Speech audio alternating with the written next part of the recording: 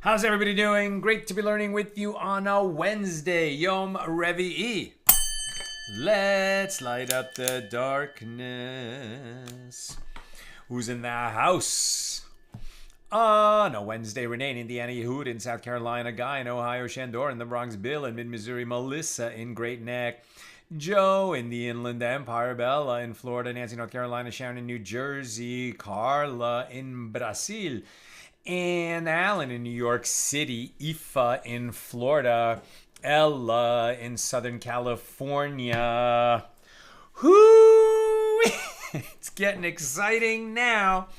Tickets go on sale tomorrow for Guns and Moses. If you're planning to go, get those tickets in advance. That would be fantastic. The more early, activity there is, in terms of tickets being bought, you can do it by Fandango or the AMC website. We're going to start in 27 cities, and then we got to succeed and we got to grow. That's it. To get screens, and this summer where we're up against dinosaurs and Superman and race cars, massive movies that are taking not just 2,000 screens, but 3,000 and 4,000 screens, which means they got multiple theaters within the multiplex, and they're doing great. They're succeeding. People are coming back to the movies, which is fantastic, but that makes it harder for movies like ours, smaller movies, to get those screens. So thank God we have a foothold. We're in AMC, we're in these cities, but we got to succeed week 1 so that we can grow week 2.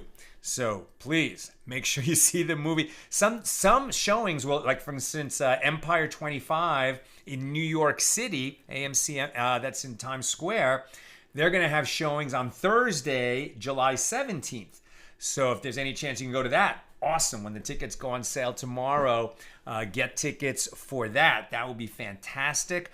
And just support this movie. Tell your spouse, tell your friends, put a little group together and come together.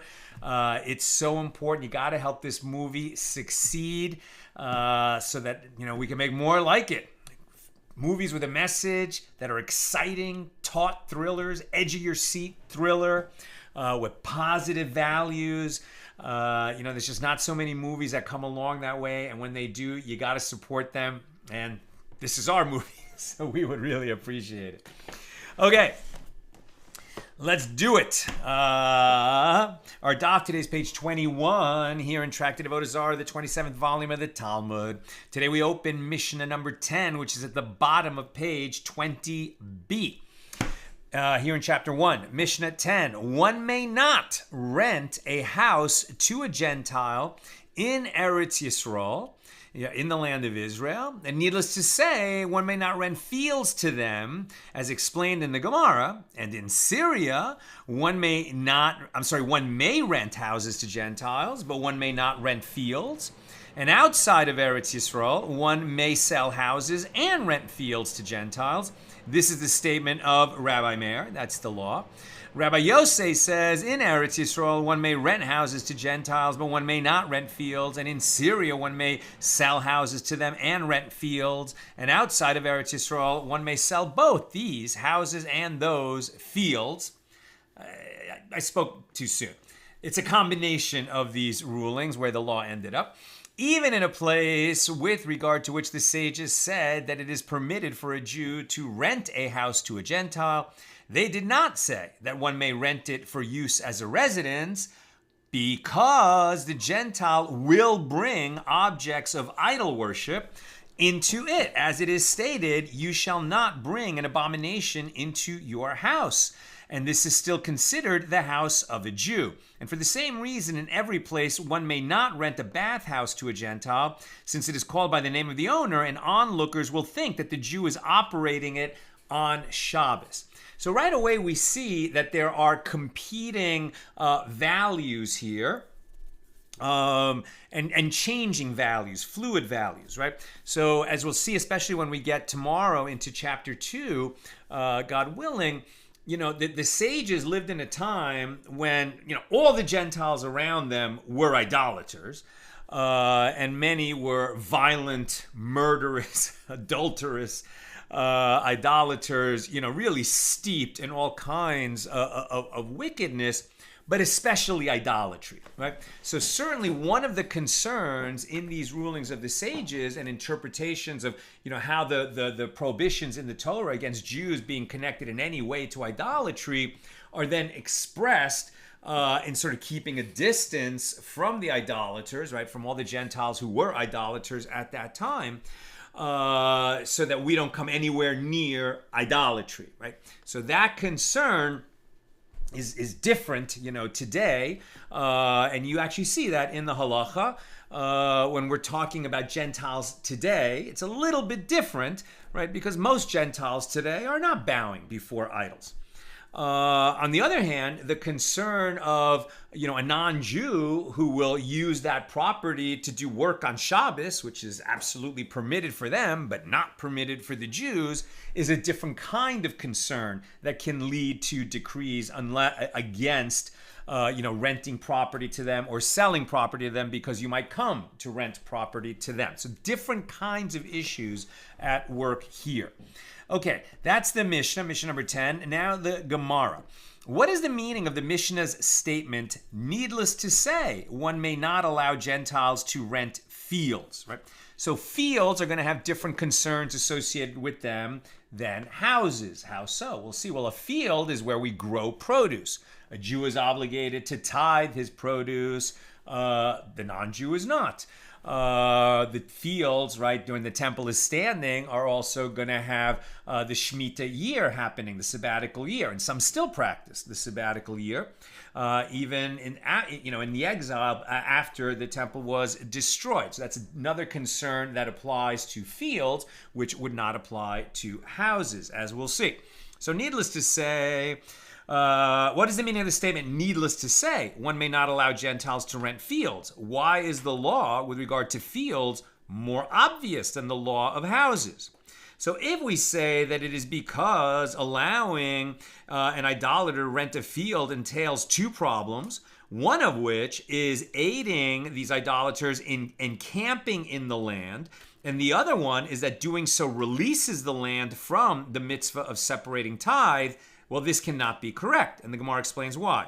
If that is so, the same can be said about the prohibition against renting houses, as that also involves two problems, a different pair of problems. One is aiding Gentiles, right, or idolaters in this context, in encamping in the land, and the other one is that it releases the house from the mitzvah of mezuzah, right? So when a Jew lives in a house, he has to have a mezuzah on the doorpost. If a non-Jew lives there, he does not have a mezuzah on the doorpost. And by the way, we get this question from time to time from non-Jews saying, I'd like to show support for the Jewish people. Is it okay to put a mezuzah on the door? And the answer is no. Actually, you don't do that. Great, to have a symbol of, we stand with the Jews, even an Israeli flag. But a mezuzah, that is a commandment that Jews are obligated in, and that non-Jews are not obligated in. And it also really marks the home as belonging to a Jew, which if it doesn't belong to a Jew would be misleading. So that's, we get that question from time to time. So the point here is, well, if you sell a house that belonged to a Jew to a non-Jew, so now that mitzvah can't be performed on that house anymore. And so it's like you're taking a house out of the realm of performing this mitzvah, fulfilling this obligation. And that would be a reason not to sell the house to a Gentile. This is the question that's being brought here. It's not that simple, but let's see how the question is stated. Right, so there are also two problems involving houses, right? One is aiding the Gentiles in encamping in the land. That's why we would not want, Jews should not sell to non-Jews in the land of Israel. Outside the land of Israel, that issue does not apply.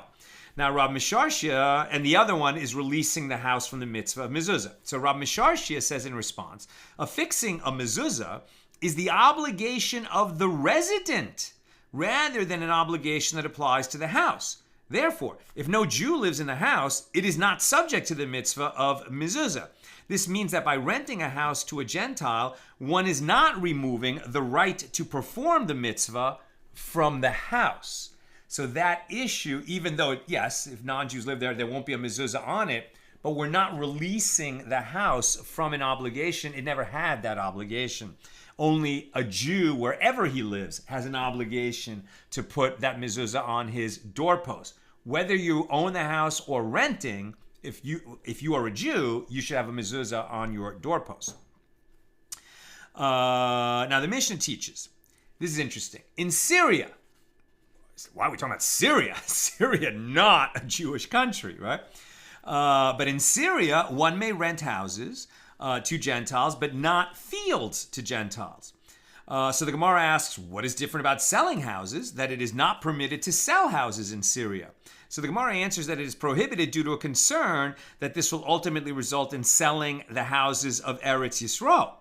Right? So not selling houses to Gentiles in Syria is a fence around the Torah, lest people come to sell houses across the border in the land of Israel. So if that is so, let us also issue a decree against renting houses to Gentiles in Syria, lest it lead to renting to Gentiles in Eretz Yisrael. So the Gemara explains the prohibition against renting houses to Gentiles in Eretz Yisrael is itself a rabbinic decree, lest one come to sell the house. It is okay to rent the house technically, but the sages prohibited it so that people won't sell houses to Gentiles. So that's already a fence around the Torah. And as we see, we don't draw a fence around a fence around. Right? We don't issue a rabbinic decree on top of another rabbinic decree. That is itself a rabbinic decree, lest one come to sell the houses. And shall we arise and issue one decree to prevent the violation of another decree? We don't do that, say the sages. Now the Gemara challenges, but the prohibition against renting a field that is in Syria is also a decree whose purpose is to prevent the violation of another decree, as the prohibition against allowing a Gentile to rent one's field in Eretz Yisrael is a rabbinic decree, and yet we still issue the decree. But the Gemara explains, according to Rabbi Meir, there, with regard to selling houses and fields in Syria to Gentiles, the prohibition is not merely a decree intended to prevent the violation of the decree with regard to Eretz Yisrael. Rather, Rabbi Meir holds that the conquest of an individual is called a conquest. What does that have to do with anything here? What this means is that once Syria was conquered by King David, who is considered an individual in this regard, the sanctity of Eretz Yisrael extended into Syria. I don't know how far into Syria, probably not the modern borders of Syria, but King David led armies and conquered parts of Syria. So the question is, did those parts of Syria that were conquered by King David then acquire the sanctity of the land of Israel for all time? And that is a dispute, a debate between the sages. The minority view is that, it acquired that sanctity according to Rabbi Meir. But the majority say no.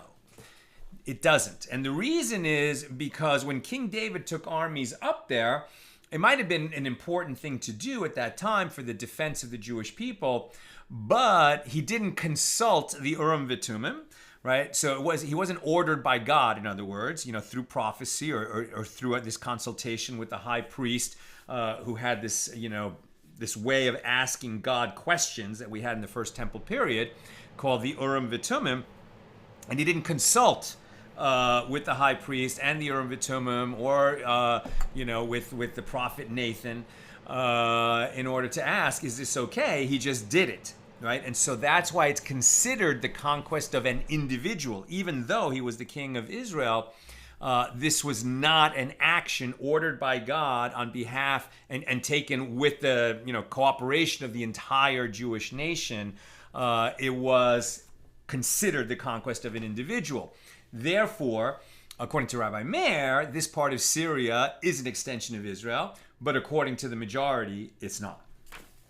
Therefore, concerning a field which has two problems, as one releases the land from the mitzvah of separating tithes, and the second problem of aiding Gentiles in acquiring land, permanently in Eretz Yisrael, the sages issued a decree. And remember that's a big problem, because when Joshua led the children of Israel into the land of Israel, and then all of the parts of Israel were apportioned according to the tribes and families. So then we learn in the Torah that when land is sold, right, in Torah, in Israel under Torah law, if somebody sells a field to another person, really meaning from one Jew to another, he's not selling it forever. He's selling that field for the number of years left until the next Yovel, the next Jubilee, and when it goes back, right? And that's because all of the Jews in Israel are subject to Torah law. If you were to sell it to a non-Jew, they wouldn't be subject to Torah law. Now, maybe you could stipulate that this is going to come back after 50 years, but maybe they wouldn't accept that when the time came. That's another reason why we're obligated, to settle the land with Jews and not sell to Gentiles, as we see here in the land of Israel.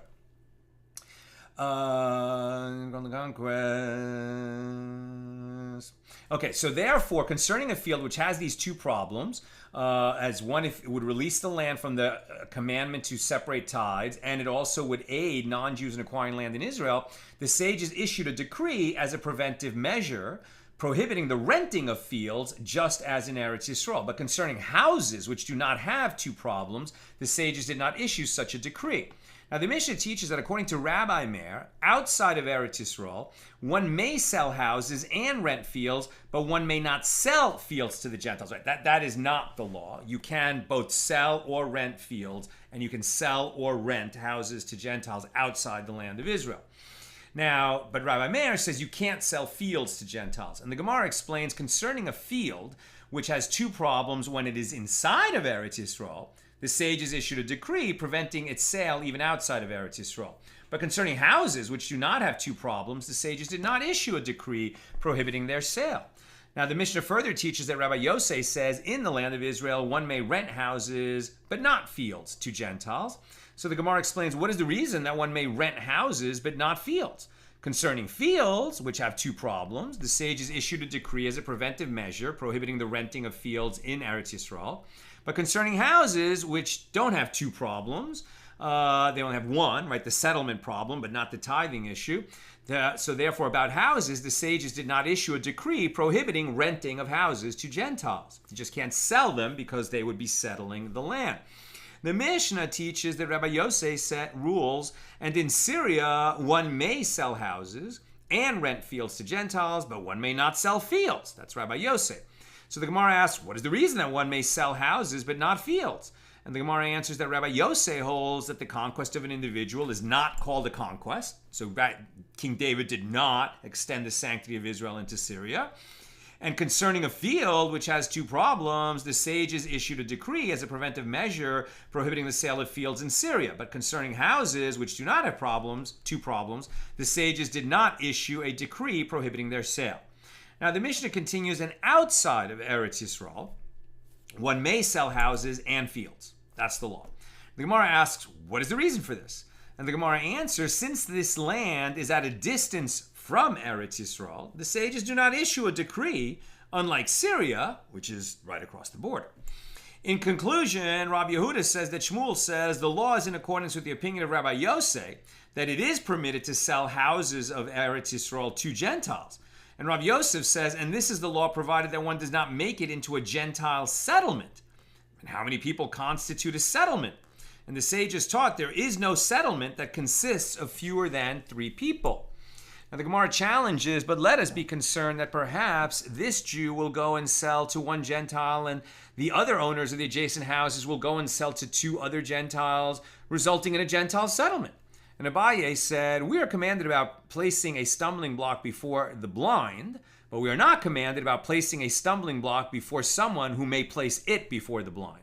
In other words, this prohibition applies only when one causes another to sin by his direct action, not in a situation such as this, where the prohibition is 2 stages removed from the Jew's action. Now, it's important to remember that all these kinds of laws about selling to non-Jews, renting to non-Jews, fields, houses, etc., is stated in a Torah context, and really speaking to a land, the land of Israel, when it is governed under Torah law. In modern times, a lot of these halachas are still on the books, but we're also talking about a land of Israel, which is the holy land of Israel, and where many mitzvahs apply that only apply in Israel.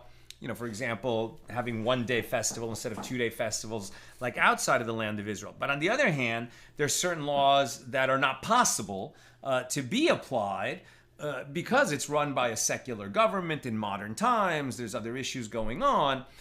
So if you actually have land in Israel and you're considering selling it, I would encourage you to sell it to another Jew. But if you have questions about this, you need to consult a rabbi who's well versed in this law as it applies in modern times. Right, so the Gemara challenges, but let us be... I just read that. Okay, new subject. The Mishnah teaches that even in a place with regard to which the sages said that it is permitted for a Jew to rent a house to a Gentile, they did not say that one may rent it for use as a residence. What's the difference, right? So the Gemara points out by inference, this means that there is a place where one may not rent any house to a Gentile, whether for a residence or not for a residence. Now on page 21b. And this unattributed opinion in the Mishnah is in accordance with the opinion of Rabbi Meir. As, if you say that this ruling is in accordance with the opinion of Rabbi Yosef, that cannot be, since he holds that in every place one may rent a house to a Gentile, even in the land of Israel. Now the Mishnah teaches, and in every place one may not rent a bathhouse to a Gentile, as it is called by the name of the owner. And the Gemara, so here the problem is not idolatry, it's use on Shabbos. And in every place one may not rent a bathhouse to a Gentile, as it is called by the name of the owner. So the Gemara notes that it is taught in a Baraisa that Rabban Shimon ben Gamliel says a person may not rent his bathhouse to a Gentile because it is called by the name of the owner, and this Gentile uses it for performing prohibited labor on Shabbos and on festivals. Right? In other words, a bathhouse in ancient times, what was it? It was a place with a big furnace going underneath that heats up the water that people would go and bathe in. Having a hot bath in the ancient world was no small matter, very complex thing. Certainly not the majority of people in the universe, in the world at that time, could not turn on the hot water tap in their house and take a hot bath, right? They would go to a bathhouse. Now, why was there hot water in the bathhouse? Because they were heating the water with a furnace. Can you do that on Shabbos? Absolutely not. Can you do it on festivals? Absolutely not. So a Jew who owns a bathhouse can't then rent it to a Gentile who will run it on Shabbos, because now it's the furnace of the Jew, since he's the owner, that would be working on Shabbos. The Gemara asks, it is prohibited to rent one's bathhouse to a Gentile.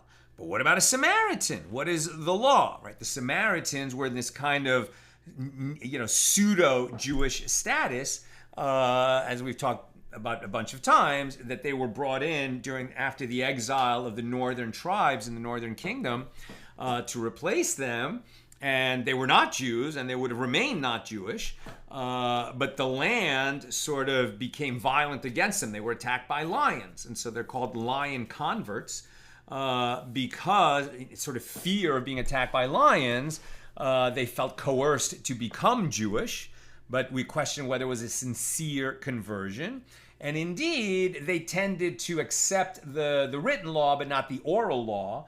And Judaism without the oral law is not Judaism, right? Because Judaism depends on a combination of the written law and oral law, because that's what God gave us at Mount Sinai, the written law in conjunction with the oral law.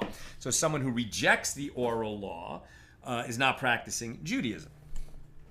So, but they do follow the written law. So why is that relevant here? Because they don't do labor on Shabbos. So can you rent to a Samaritan? Let's see. But with regard to a Samaritan, what is the law? It can be inferred from the lack of mention of a Samaritan that it is permitted. So the Gemara asks, why not say that a Samaritan will perform work in the bathhouse during the intermediate days of the festival? And the Gemara answers, well, during the intermediate days of a festival, we too perform work and heat bathhouses. That's permitted to a Jew also. So the Gemara further infers, it is prohibited to rent one's bathhouse to a Gentile, but with regard to renting one's field to a Gentile, what is the law? Evidently it is permitted. And what is the reason for this? Well, people know that a Gentile sharecropper works for his tenancy, not for the Jewish owner. Right? Sharecropper, very interesting. He's not an employee of the Jew. So even though the Jew owns the land, if he has a sharecropper and the sharecropper works on Shabbos, that's not a violation of the prohibition on work on land owned by the Jew, because the sharecropper is working for himself, right? A sharecropper is a partner with the landlord in the sense that he's going to keep what he earns, a certain percentage of it. So he's working for himself, not for the Jew as an employee. An employee is different than a sharecropper. And the Gemara says, whoa, wait a minute. But if so, in the case of a bathhouse as well, why not say that the Gentile sharecropper works for his tenancy, and therefore a Jew should be permitted to rent them to Gentiles? And the Gemara answers, people do not usually make this type of arrangement whereby a second party works as a sharecropper of a bathhouse. Sharecroppers grow crops. They don't run the bathhouse. Consequently, it will be assumed that the Gentile is an employee who is working for the Jew and therefore violating Shabbos. The Jew would be violating Shabbos. So the Gemara cites a similar discussion. It is taught in a Baraisa that Rabbi Shimon ben Elazar says a person may not rent his field to a Samaritan since it is called by the name of the owner, and this Samaritan will perform work during the intermediate days of a festival. And the Gemara infers it is prohibited to rent one's field to a Samaritan, but with regard to a Gentile, what is the law? Evidently it is permitted, as we say that the Gentile sharecropper works for his tenancy and not for the Jewish owner. And if that is so, in the case of the Samaritan as well, why not say that the sharecropper works for his tenancy? Now we're on page 22a, getting a head start. The Gemara answers, Rabbi Shimon ben Elazar does not accept the principle that a sharecropper works for his tenancy rather than as the Jew's employee. So the Gemara asks, but if so, with regard to a Gentile, what is the reason that it is permitted to rent to him? And the Gemara answers that we say to him that he may not perform labor on certain days, and he complies. And the Gemara asks, well, if that is so, then in the case of a Samaritan as well, we say to him that he may not perform labor on certain days, and he will comply. And the Gemara answers this challenge by saying a Samaritan will not comply. As he says, I am more learned than you, and I know that it is permitted to work on those days. Right? Recall that we do, what kind of work do we do on the intermediate days of a festival? Very limited work. Yeah, we'll heat up the bathhouse, but we don't go to work if possible. We'll do some amount of work to prevent loss. But any work that doesn't have to be done in order to prevent loss, we avoid it during the intermediate days of the festival. The Samaritan doesn't have that compunction. The Gemara asks, if that is so, why does Rabbi Shimon ben Elazar state specifically that the reason for the prohibition is because the field is called by the name of the owner? Let him derive the law due to the fact that the Samaritan, like a Jew, is commanded to refrain from labor during the intermediate days of the festival, And since the Samaritan will still work on those days, renting him a field should be included in the prohibition. You shall not place a stumbling block before the blind. Since the Samaritans accepted upon themselves to be Jews, but they live by their own interpretation of what Judaism is, that's why they're sort of sinning constantly. And we want to, not put a stumbling block before the blind and give them any other ways that they're going to commit these sins. So the Gemara answers, Rabbi Shimon ben Elazar states one reason, and then he adds another. One reason is that the prohibition, you shall not place a stumbling block before the blind, and the other reason, so we say furthermore, it is prohibited because the field is called by the name of the owner. Both reasons apply. New subject, the Gemara relates that there were certain saffron growers, and these growers who jointly owned a field had an arrangement according to which a Gentile took possession of the field and worked in it on Shabbos, and a Jew took possession of it on Sunday. Right? So you had a partnership between a Jew and a non-Jew owning a field, or renting a field, let's say, and the non-Jew would work on Shabbos and the Jew would work that field on the other days. So they came before Rava to find out if they could divide their profits equally, and Rava permitted them to do so. Now, Ravina raised an objection to the ruling of Rava from a Baraisa.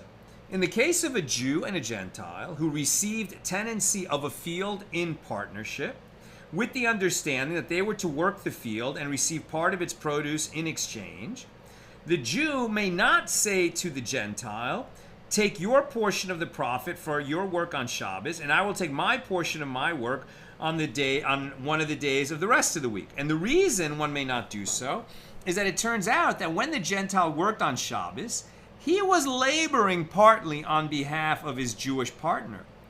But if they initially stipulated when they entered into their partnership that the Gentile would receive a share of the profit in exchange for his work on Shabbos, and the Jew would receive a share of the profit in return for the work that he performs during one of the days of the week, then it is permitted, right? They have to enter the arrangement where they go from the outset that whatever work is done on Shabbos, all those profits belong to the Gentile. And then, with regard to the rest of the week, the Jew can take a share in the profits that accrues only from the work that is done during the week. If they enter into the agreement from the beginning with such a stipulation, then it would be permitted. But if they just became partners and said, we'll split the profits, and then later realized that they had this problem, and then they said, okay, well, fine. The parts of the profits that come in that we could allocate to Shabbos go to the Gentile, and the parts of the rest of the week we allocate to the Jew. Yeah, but that allocation was made later. And so there is money coming in really to both partners, and then they're dividing it after. And so it turns out that in retrospect, there was work being done by the non-Jew on Shabbos on behalf of the Jew. And that's why the arrangement doesn't work under those circumstances. And if they did not make the stipulation and later came to calculate the number of weekdays for which the Jew would receive the profit corresponding to the number of Shabboses that the Gentile worked, this would be prohibited, right? This post facto allocation, because this would mean that when the Gentile worked on Shabbos, at that time, he was working on behalf of the Jew. Now, Rava was embarrassed that he had ruled incorrectly. Ultimately, the matter was revealed that the saffron growers had stipulated from the outset that this was the arrangement, and therefore, even according to the Baraisa, Rava had ruled correctly. Rav Geficha from Bei Ketel said that the incident was actually happened a little bit differently, and it was like this. The Jew and the Gentile formed a partnership with regard to those orla saplings to tend to them and to sell them, right? So orla means plants that will produce produce, like fruit trees, but we can't harvest fruit from those trees in the first 3 years of its life.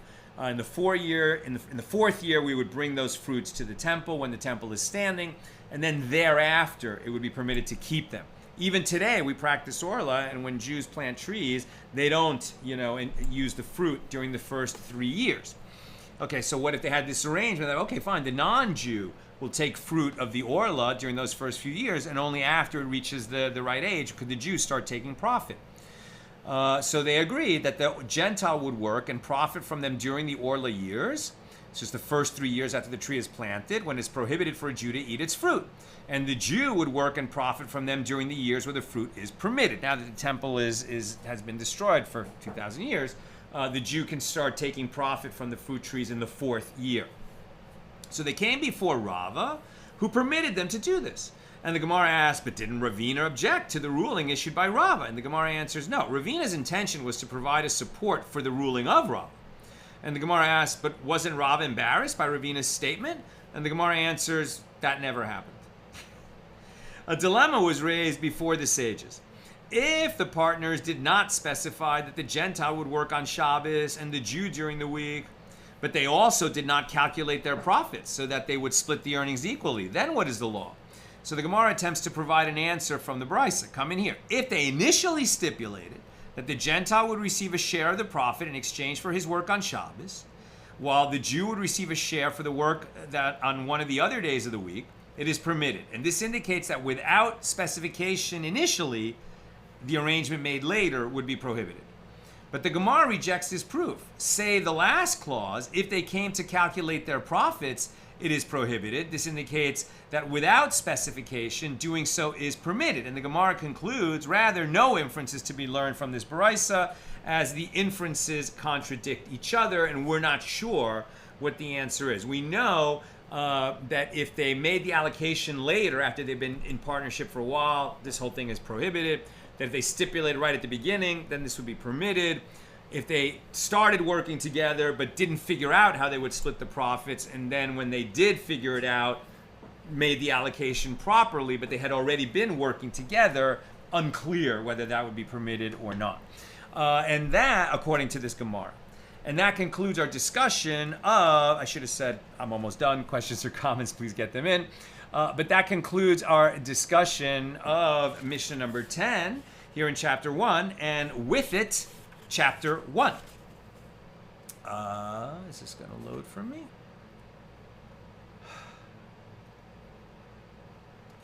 Yes. Okay, and with it, chapter 1. Tomorrow, God willing, we'll open chapter 2, and we've completed almost all of page 22a. So we'll be able to do a double daf tomorrow and actually get a little bit ahead, which will be very nice. And chapter 2, fascinating. Now we're going to talk. I've been telling you that the Gentiles in the times of the sages were, primarily, or if not all, idolaters. But not just idolaters, violent and adulterous idolaters, was certainly a big possibility, and we'll learn, what was the nature of that and what protection did the sages give us so that we would, keep a distance from that kind of murder and bloodshed and adultery. Okay. Ilanit, although this points out that the sages did not put more than one fence around the Torah prohibition, it seems that customs can add yet more. A custom helps a rabbinical statute to be protected. Yes, very good. So Ilanit is talking about a minig, right? A minhag, which is a custom. And sometimes some of these are referred to as chumras, right? Which are like stringencies that people take on themselves, again, to protect themselves from coming to violate the halachas, right?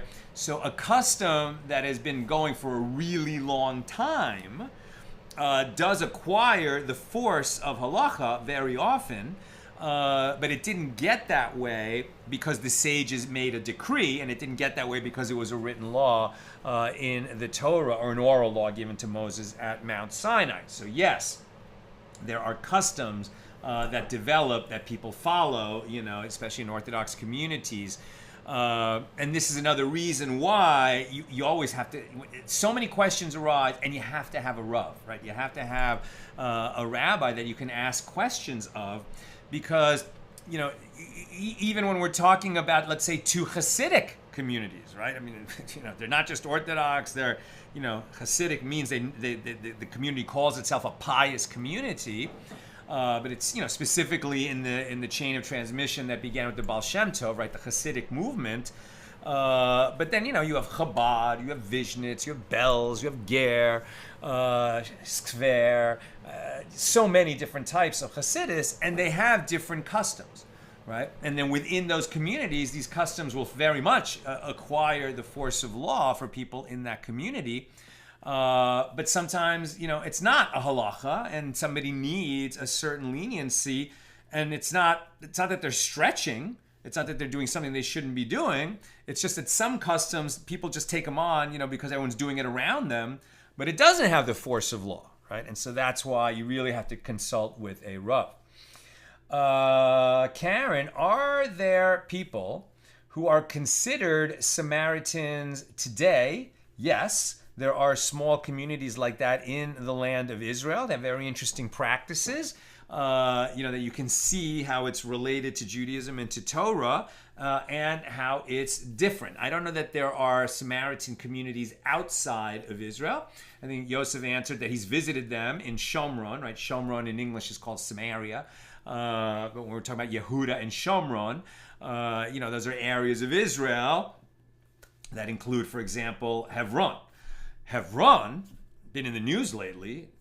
Fascinating, right? That the sheiks of Hebron, they're just tired of being at war with Israel for reasons that have nothing to do with them. The corrupt, there's Hamas in Gaza and there's a Palestinian Authority in Shomron and Yehuda. But there's so much corruption in that leadership and terrorism, etc. And, there's leadership in Hebron, the holy city of Hebron, one of the 4 holy cities of Israel, where the patriarchs are buried, right? Abraham, Isaac, and Jacob, Sarah, Becca, and Leah, right? Rachel is not buried in Hebron, but the others are, and so is Adam and Eve. We have a tradition that they are buried there. And they don't want to be at war with Israel. They want to recognize Israel. They've announced it. They want to break away from the Palestinian Authority, join the Abraham Accords, and have a separate autonomous region, which would include Palestinians and Jews living in peace side by side. So I hope that this effort is successful. It's fantastic, right? But that's interesting things going on in current events. Sharon, working for healthcare companies owned by traditional Orthodox Jews, that is exactly how they operate. Because Medicare requires therapy daily for certain patients, they would not permit Jewish therapists to work on Shabbos, and they had a non-Jew owning the business on Shabbos and holidays who would also share all the profit.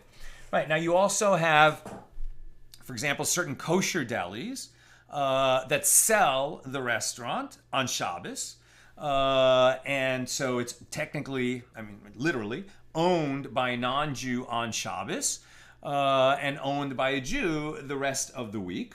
And there's some kind of profit sharing that goes along with that. Now, not everybody holds by that arrangement, right? So even though it's a kosher deli, and you will see people with kippahs eating in there, not everybody, who is Orthodox, who's Hasidic, etc., will eat in a deli that has that kind of arrangement.